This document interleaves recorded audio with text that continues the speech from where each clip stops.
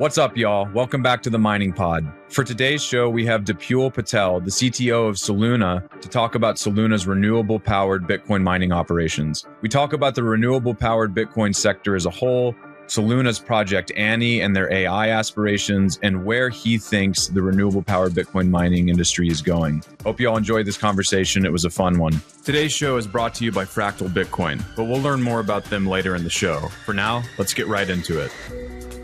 I want to take a second and talk about Colorado Air Filter, a new sponsor for the Mining Pod and a major supplier of air filtration systems for Bitcoin mining sites. Colorado Air Filter is currently running a summer sale on their inventory, from Mervate pleats to HEPA filters, shipments to installations, containers to retrofitted buildings. Colorado Air Filter has it all. Here's what one recent major miner had to say about working with Colorado Air Filter. Working with Keith and Colorado Air Filter has been a seamless experience from day one. Their filter media consistently meets the demands of our Bitcoin mining facilities, ensuring reliable airflow and equipment protection. Keith is responsive, knowledgeable, and understands the unique operational pressures in our industry. We value both the quality of the product and outstanding service they provide. Units are ready to sell. Contact sales at coloradoairfilter.com using code MININGPOD to claim 15% off today. Again, that's sales at coloradoairfilter.com with code MININGPOD. Dip, welcome to the Mining Pod, sir. How you doing? I'm doing great, man. Thanks for having me. Yeah, great to have you on. Appreciate you joining us today. We had a great discussion at Consensus.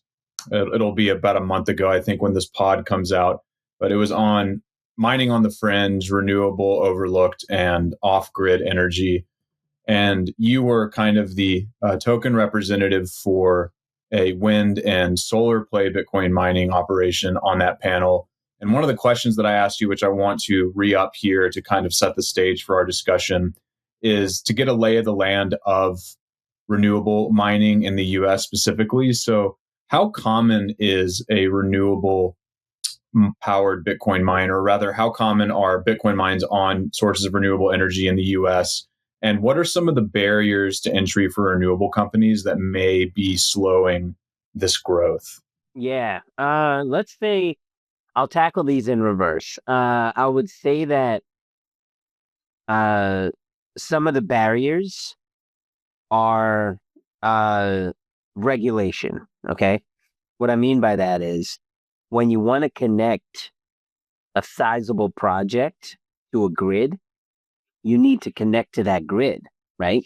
And that either means you're connecting to a new substation, like a big, you ever drive past the highway and you see these like gigantic things that look like spaceships and stuff on the side, coils, all that mad laboratory stuff.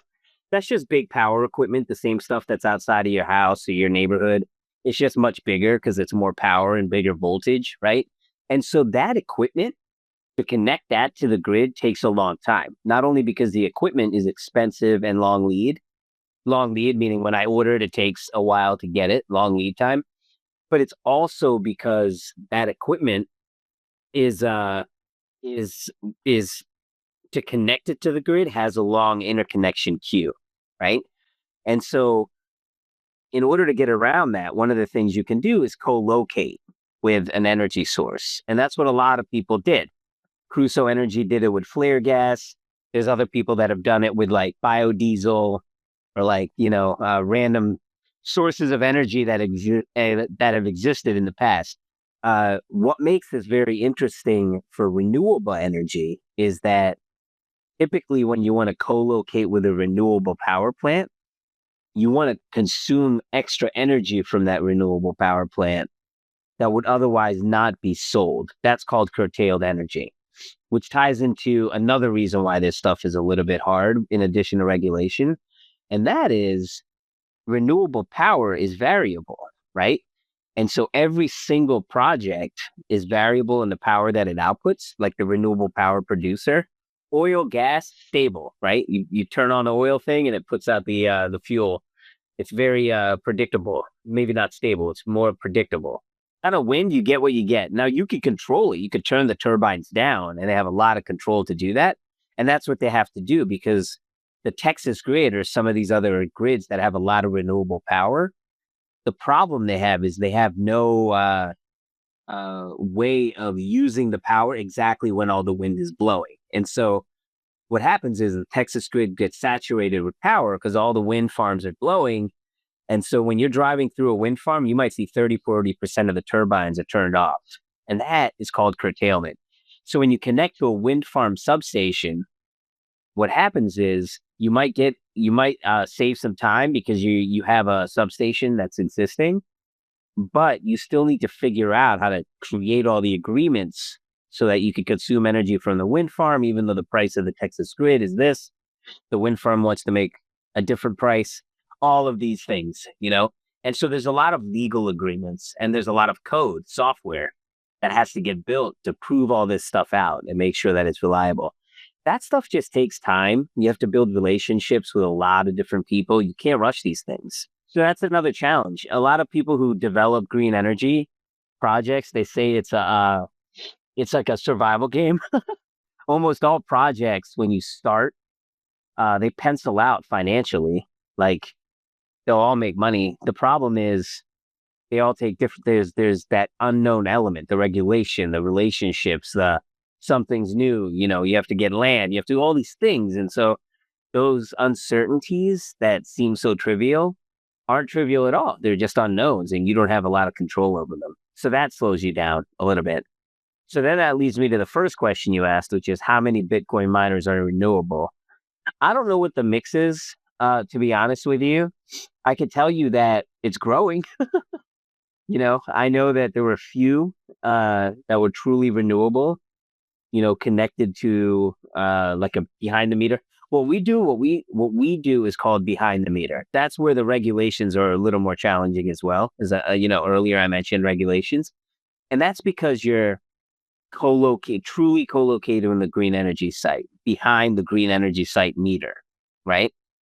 There aren't many miners doing that yet. There's more, and that makes me really happy. That makes us all happy. But it's going to take some time, just because these deals take a long time to get spinning. There's a lot of new expertise that has to get built. A lot of this stuff is new.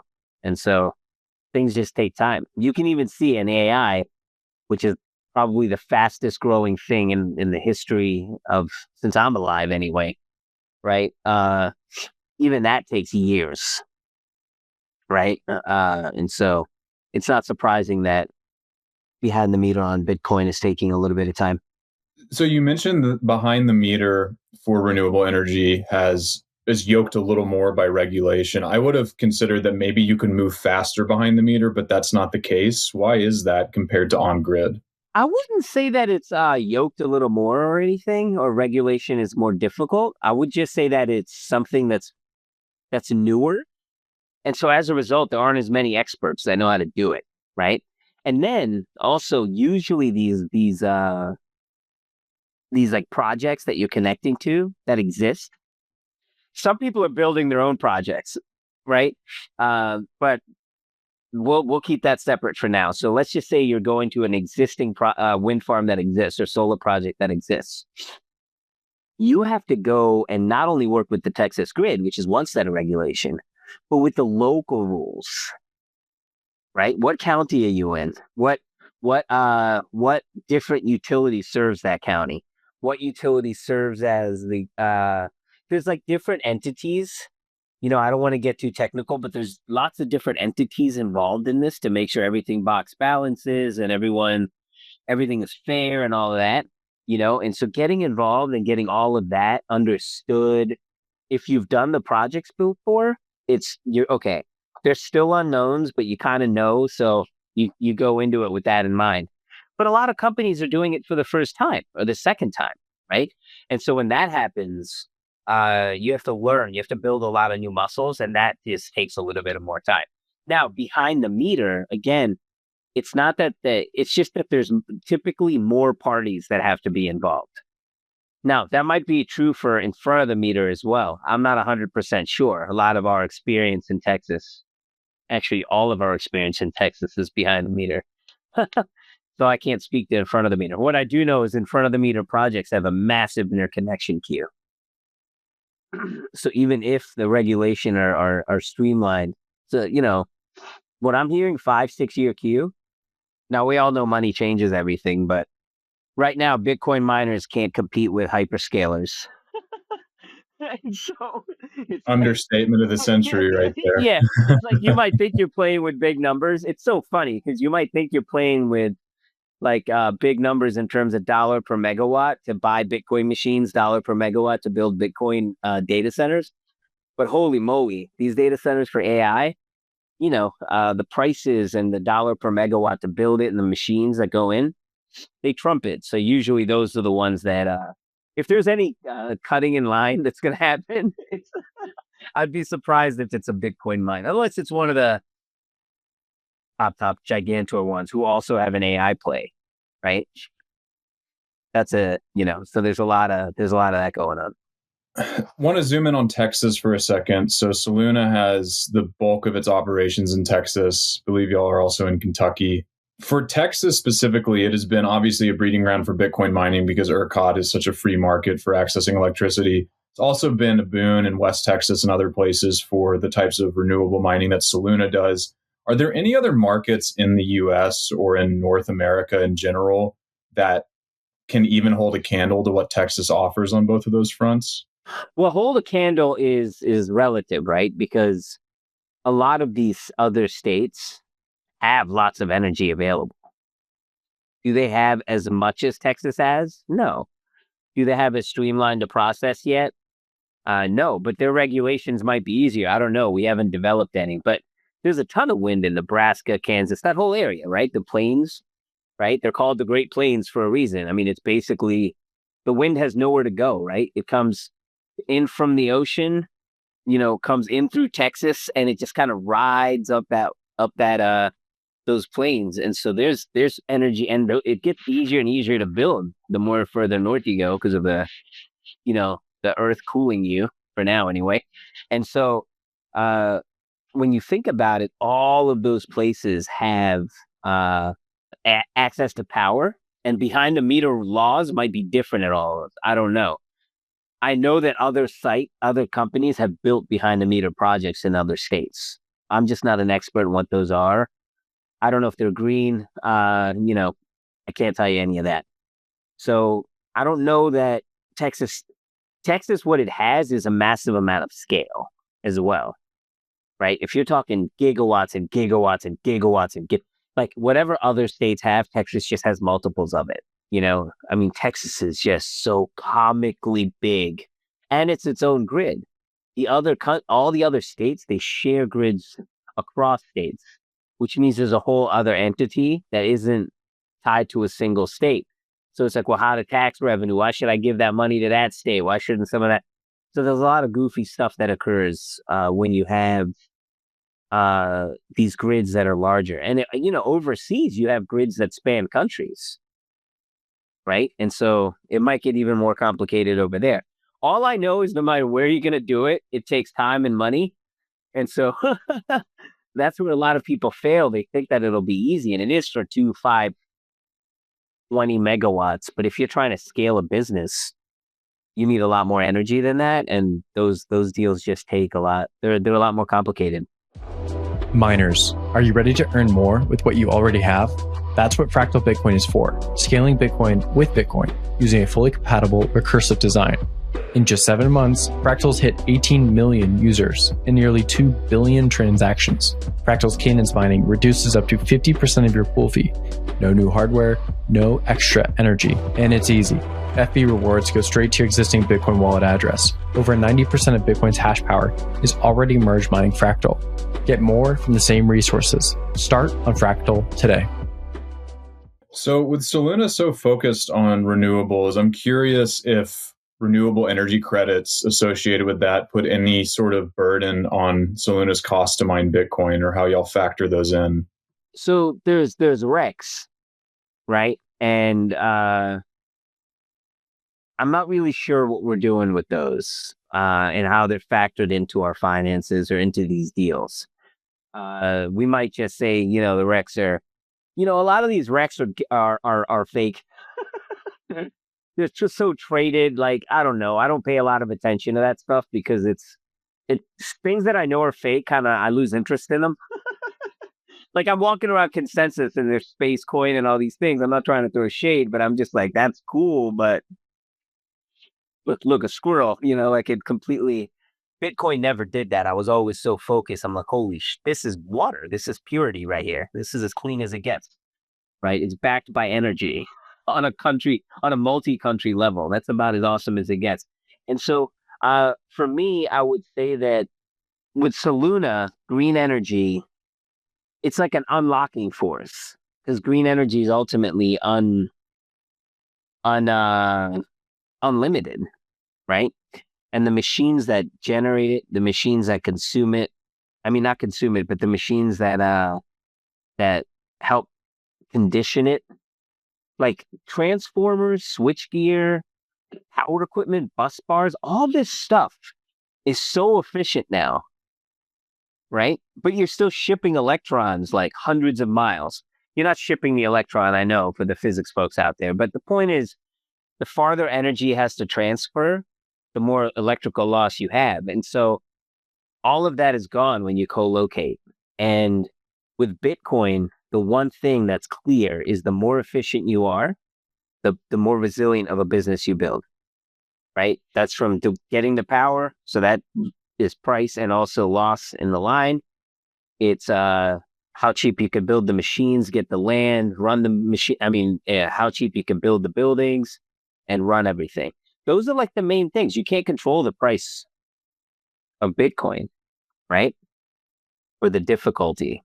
Those are all, well, you could kind of control difficulty, I guess, on a very tiny level. Like if I shut down for 2 weeks like an idiot, then difficulty will adapt. And, but, at the end of the day, it's so easy to understand how this game works. And a lot of the factors are fixed. So you just optimize the other ones. And green energy is the only way to do that at scale. So speaking of scaling, I want to hop on over to Project Annie really quickly. This news just hit yesterday, I believe. And the press release is Soluna to launch first solar powered data center with 75 megawatt project, signs term sheet to expand pipeline with Project Annie. From the press release, Soluna announced today that it has signed a term sheet for power for Project Annie, a new 75 megawatt data center co-located with 114 megawatt solar farm in Northeast Texas. So I want to put a pin on the term sheet for a second, but want to launch into this by asking you, can you give us some more details on Project Annie and how much of this is an AI and HPC play versus Bitcoin mining? That's a good question. So in terms of the mix, I can't really comment on that until we publicly say. What I will say is what makes it so cool is it's our first project showing that solar works as well. There's a lot of solar farms that have challenges financially, and the one thing we didn't talk about when we were doing the Rex thing was talking about production tax credits, right? And so by producing more energy and consuming it on site, green energy sites make another form of revenue, which is really, really good. And so what I would say is so exciting about this is, it's another project, which is great, but it's the first solar. And once we do that, green energy companies, they don't just build one project.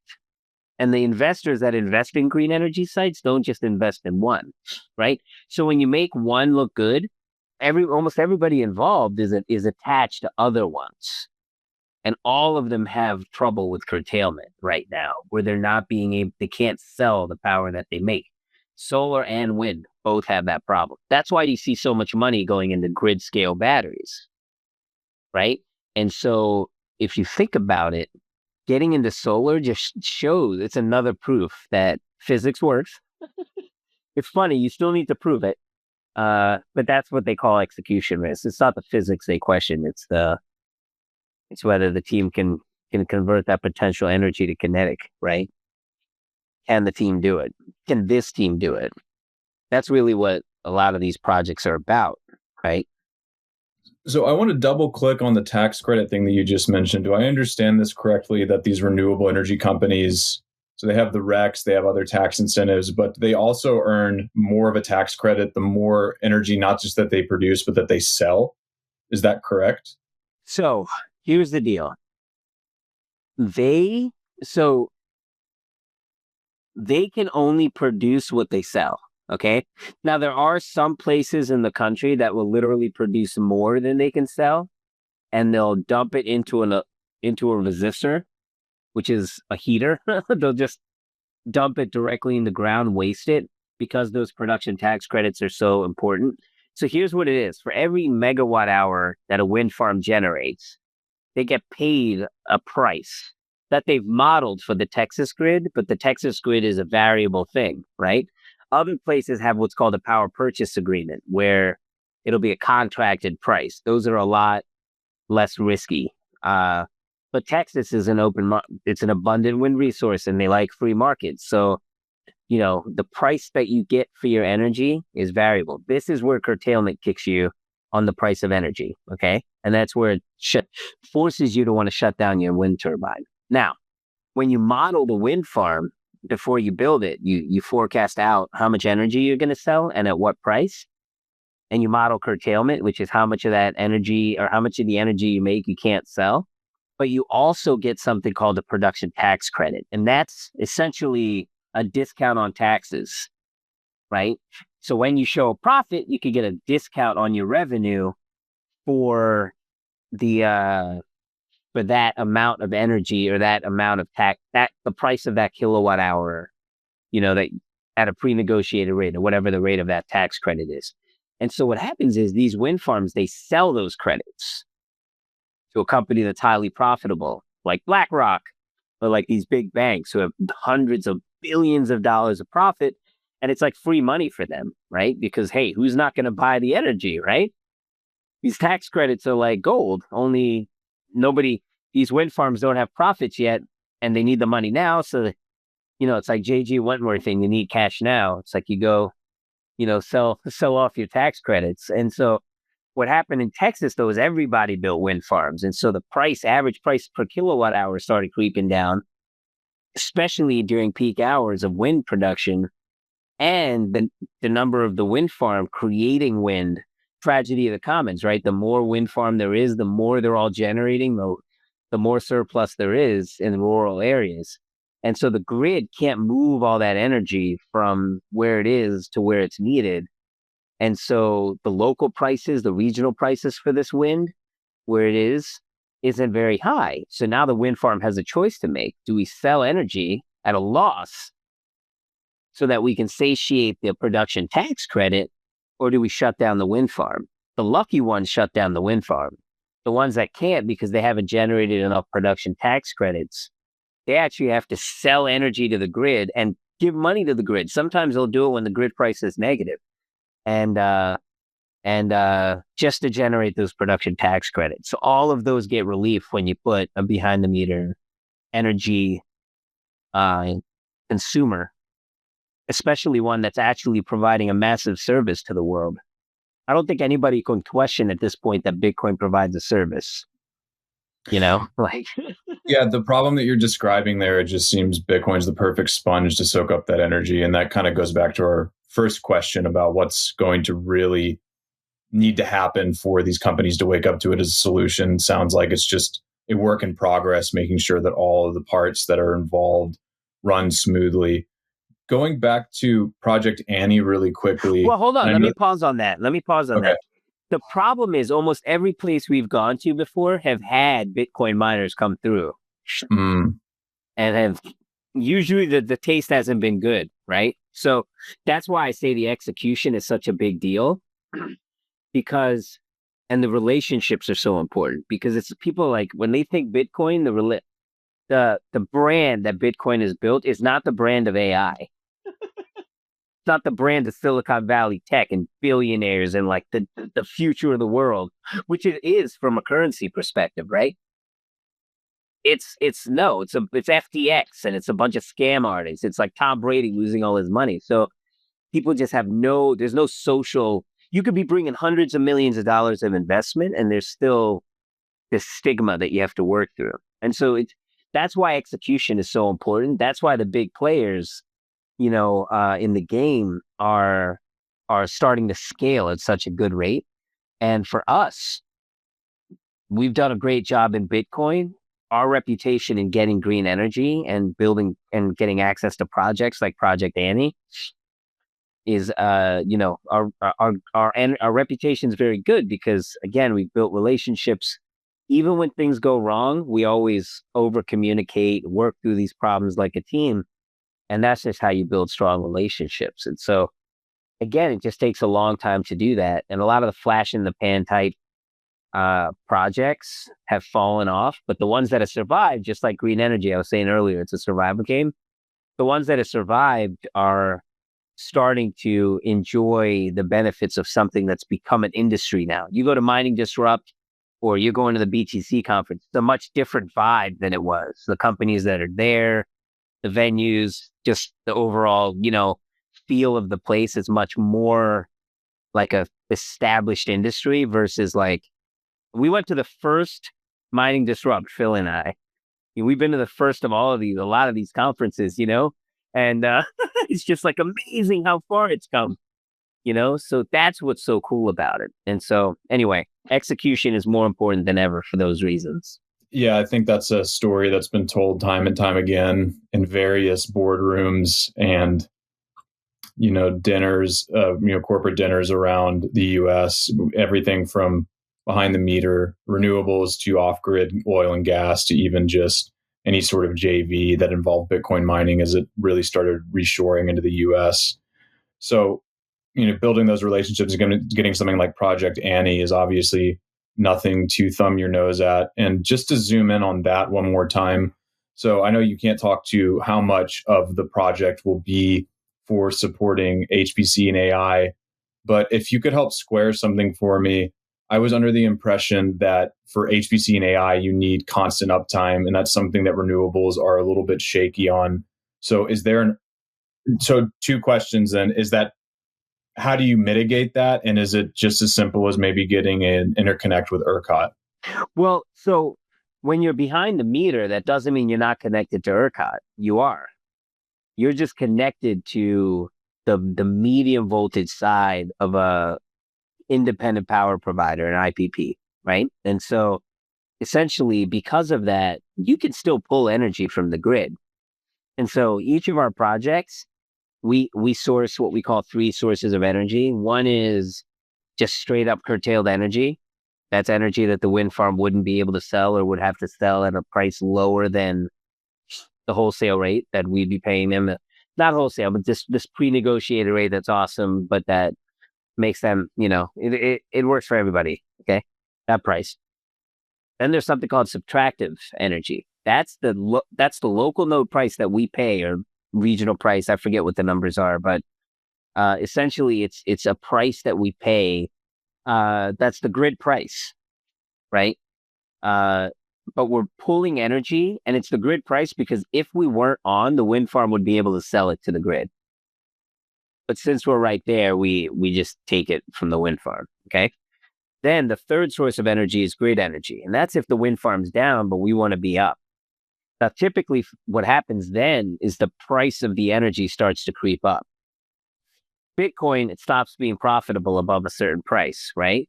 So we have software that monitors all that, and we shut down at a certain price. For AI, you can just stay on and pay those prices. And the prices can go crazy, but that's okay. It's only for X amount of hours, and AI is a lot more price insensitive, especially for short-term blips because of uptime. Now, in the long term, AI data centers are going to be able to kind of spin up and down more. They do anyway right now because GPUs aren't on 100% of the time. They're actually checkpointing and doing all kinds of stuff. And so when you look at the data use of AI, it's actually quite variable. Second reason is, AI data centers will become more resilient to having being able to move jobs, because it's just cheaper to do that than to build a whole bunch of infrastructure to be on. The bandwidth is so much faster to upgrade. Now, with AI, we will build AI so it's on 100% of the time. The next thing you add is usually some sort of backup power source. Usually what that means, especially in Texas, is a natural gas genset. Now, those things don't run, but maybe an hour, 2 hours, 3 hours a year. But that's how important they are to have them.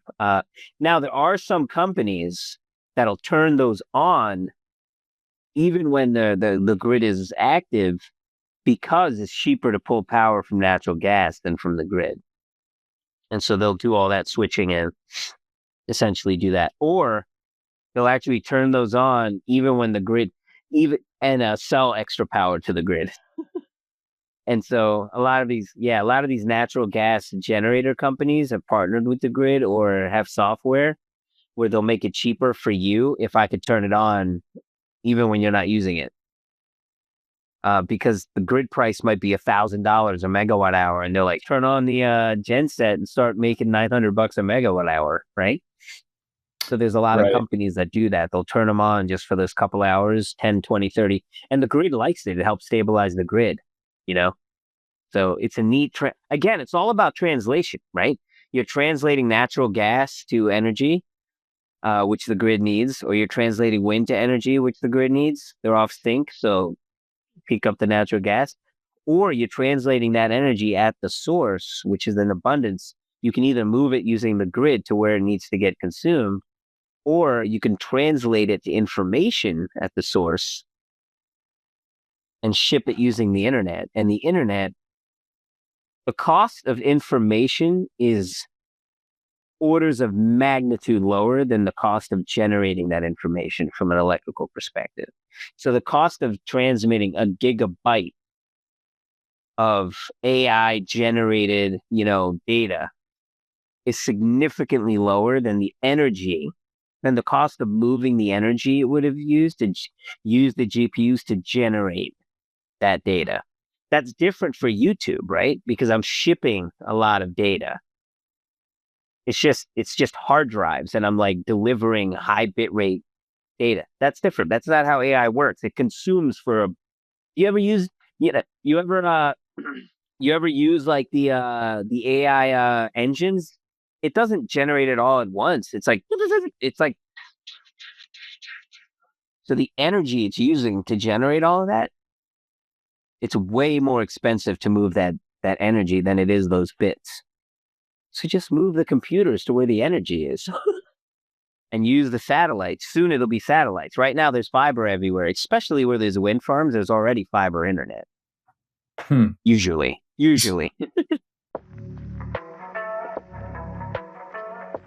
Hey, Will here with Blockspace Media. Did you know that we have individual feeds for all our shows? If you're watching the Mining Pod, Bitcoin Season 2, or the Court Show, be sure to check out the individual feeds. You can find them on your podcast player of choice, whether that be Spotify, Apple, YouTube, etc. Just type in Blockspace Media and you'll find all our shows pop up, or just type in the individual show name like the Mining Pod or Bitcoin Season 2. Be sure to hit that subscribe and give us a 5-star rating so we can continue to bring you the best content in Bitcoin. So on that note of moving the computers to where the energy is, and as much as you can comment on this, for the Project Annie AI and HPC play, will this be a kind of core scientific model where y'all will find a host for those machines? Are you going to try to do what Hive and Iron is doing, is actually owning some of the GPUs yourselves? Will it be a hybrid model? Good question. We will most likely partner with people who need that GPU processing. Now, does that mean that we own the GPUs and we provide it to them?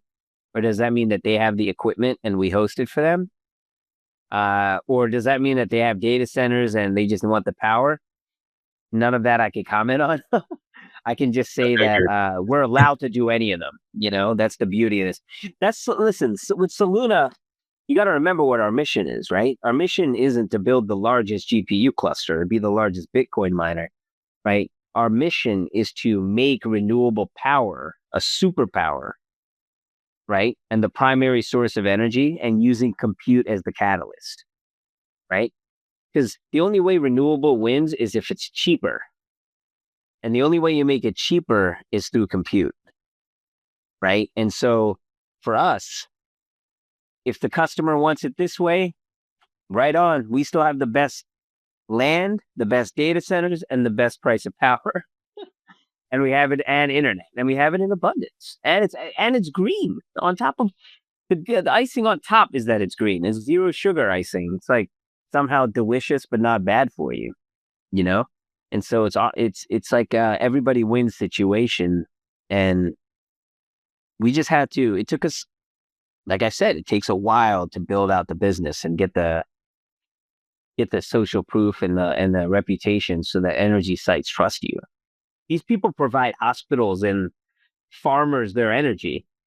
Like, yeah, I'll give you a quick story. When we were building Project Dorothy, right? This is like long before we put a shovel in the ground. We had to go down to where this electrical co-op met. And we're talking about farmers who drove 600, I think it was like 6 hours, 7 hours they drove to come to this meeting. We go into essentially this huge room.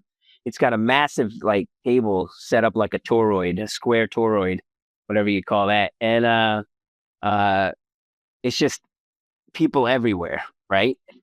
And they just start grilling John on what's Bitcoin. What are you going to do? Me and Jim is our head of ops, are there just watching, and we're just seeing John put on a clinic, and this is an example of the thing you have to do. You can't rush these things.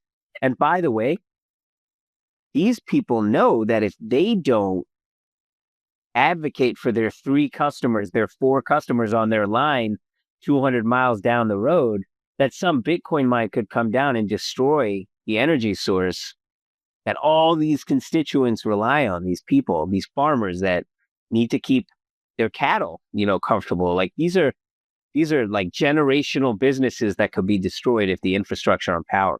So that's another challenge of Bitcoin mining behind the grid is like people rely on this green energy. So they're like, what are you going to do? You going to partner with them? With a what? No. We need to understand this. We want to understand how it's all going to work. Like what happens if this, what happens if that? So you have to be patient with all of that. So I want to talk about potential headwinds for the renewable industry in the U.S.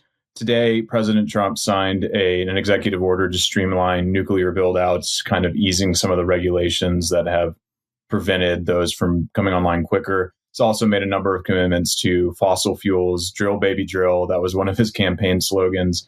Does Soluna see any significant headwinds to renewable build-outs in the U.S.? They've certainly experienced a renaissance over the last few decades, especially as we've had 3 out of the last 4 administrations, or 5 now, I guess I should say, being more left-leaning and a little friendlier towards renewable energy. Is there a shift in the vibe or in the appetite for this, at least on the policy front, that could be detrimental? And are you seeing that from the investor and the infrastructure side? Or do you think it's going to be business as usual over the coming years? What I will say is when you're doing projects like these, nuclear, top of the list here, chaos is bad, right? So when you have a stable administration who puts out a plan that you can rely on, that is like well thought out, that's going to be executed to, then people can set their strategies, right? Companies and investors and utilities, everybody, right? But when you've got chaos in decision-making and policy, then a lot of things that chaos is kind of contagious, right? And so to me, that's the headwind. I wouldn't say green energy, but basically any infrastructure style business right now faces is max chaos. We have to recognize and remember max chaos. This is wild. It's like it's 2 things. It's unprecedented chaos from a policy perspective, almost, but it's also unprecedented chaos on an electrical perspective from the demand for AI energy. So there are these huge things that are coming together, and so there's opportunity everywhere. Where there's chaos, there's opportunity. The question is, how much do you give a I care so much about green energy. I don't care. I'm like Rocky, like, 14 rounds getting my ass kicked and I'll win at the end because to me, it's fundamental. If we don't do that, we're completely capital F'd, right?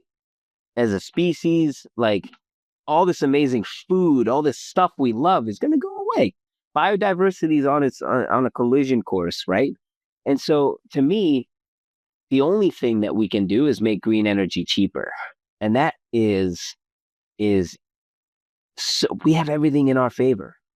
The technology that's been developed over the last 20 years, other countries developing it because they're not brain dead and they recognize like this is the way to future is green energy.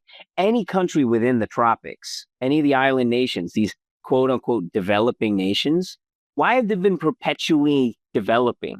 It's not because like the people there lack entrepreneurial spirit or the brains or the creativity. That's been proven false just through the immigration, the amount of immigrants that come into this country and kick ass. It has nothing to do with where you're born. I'm from Kenya, right? My granddad who brought us to Kenya was from a dirt floor in a village in India. So it to me, it's a matter of energy. These countries, every single dollar they make or whatever their unit of measure is, they have to export it and buy oil just to keep energy in.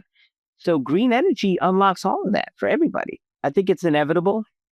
And so we just have to keep it profitable, right? And so we can't let projects that are in flight go out of business, you know? And if you make projects 10 times bigger, it'll serve all the needs. There won't be any intermittency for AI because there'll just be so many wind turbines. It won't matter. And here's the best part, right? When you get to that stage, you can use energy however you need it. Energy will be as abundant as the internet, so to speak. It'll just be everywhere. It'll be a web, right? We have decades to get there. Now, on nuclear, listen, I'm all about nuclear energy. I've been a huge fan of thorium for a long time. You know, I worked on nuclear subs when I was at Lockheed. I'm a big fan of and I mean, even the surface ships use nuclear power plants. And so I'm all about it, right? The thing is, most nuclear plants require nuclear fuel. This is the same fuel in a lot of times. Thorium's not this way, but most of the other fuels can be enriched and turned into a bomb. So I don't care how pretty the nuclear site looks. You still need a DOE, for now anyway, supply chain that supplies a fuel that can be turned into the most powerful weapon that we know of, non-biology and chemical war weapon, right?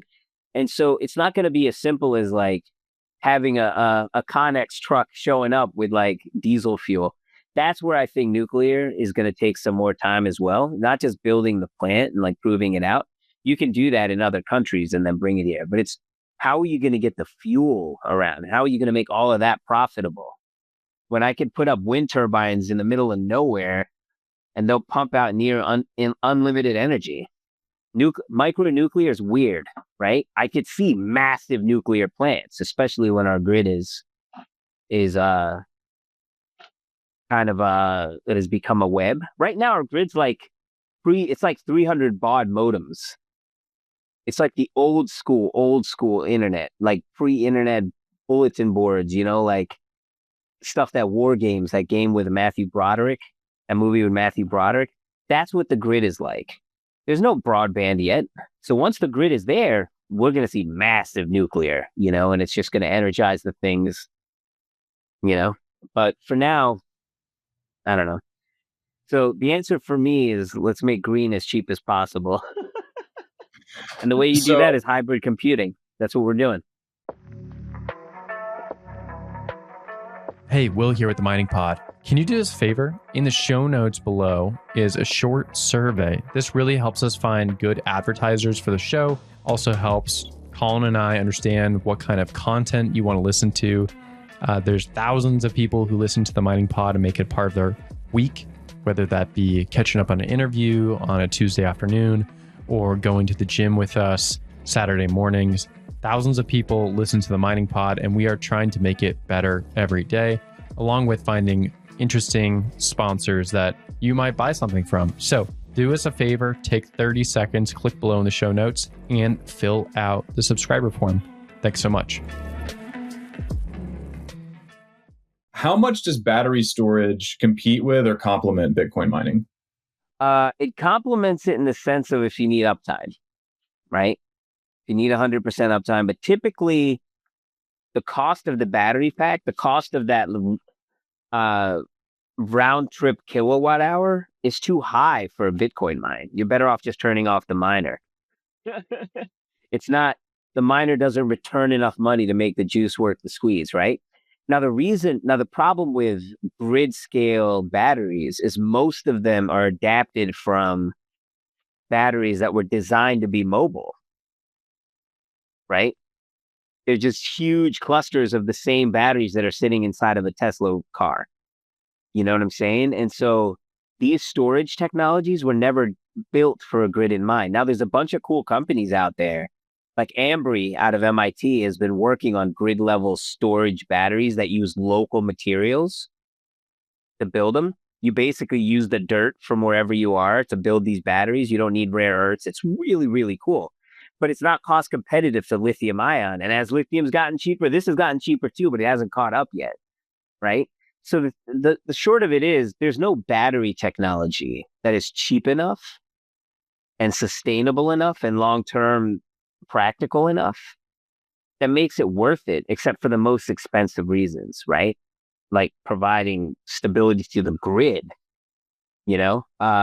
for like super crazy peaks and troughs, like in the California or Puerto Rico or like Australia. But you're better off with other technologies to solve those, like demand response, building more capacity, upgrading the grid. And so batteries are a Band-Aid as far as I'm concerned. And a lot of the technologies that are out there aren't designed for grid level storage, not fundamentally. And they use a ton of toxic rare earth materials, and they don't last forever. Like, it doesn't make any sense. It's like, just put an extra 20 Bitcoin miners and use them when you can, and use old Bitcoin miners, S9s. Who cares? Just go get, and so for Bitcoin, not really. For AI, it does make sense. But again, it doesn't really. That's why a lot of these sites, they're using natural gas backups. They're not using battery packs. They use battery packs to sustain the network and management switches until the natural gas generators turn on. Usually they don't even back up the GPUs. If they do, it's only for a few minutes, if that. Got it. Dip, really appreciate you hopping on, man. I enjoyed the conversation. Hope you have a good weekend and hope those allergies clear up for you. Thanks, man. Yeah, it's crazy up here. They should be good.